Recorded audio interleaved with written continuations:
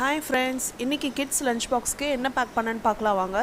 So மாற்றி variety ரைஸாக கொடுத்து அமிச்சு குழந்தைங்களுக்கு ரொம்ப போர் அடிச்சிருச்சு. அதனால் இன்றைக்கி மீல்ஸ் ரெடி பண்ணி சவ் கூட்டு தான் நான் ரெடி பண்ணியிருந்தேன். சூடான சாதத்தில் நெய் விட்டு இந்த மாதிரி கூட்டை போட்டுட்டு நல்லா நீங்கள் ஃபைனாக நல்லா மேஷ் பண்ணிங்கன்னா நல்லா சூப்பராக இருக்கும் மதியம் சாப்பிட்றதுக்கு. அதே மாதிரி மேலே ஒரு கரண்டி அந்த கூட்டை விட்டுட்டு நீங்கள் க்ளோஸ் பண்ணும்போது உங்களுக்கு சீக்கிரமாக ட்ரை ஆகாமல் நல்லாயிருக்கும்.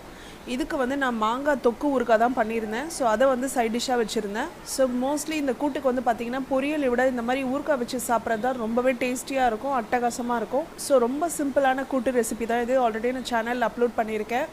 ஸோ இந்த மாதிரி கூட்டு ரெசிபி இதே ப்ரிப்ரேஷனில் நீங்கள் சவ் வச்சும் பண்ணலாம், முருங்கைக்காய் வச்சு பண்ணலாம், முருங்கைக்கீரை வச்சு பண்ணலாம்.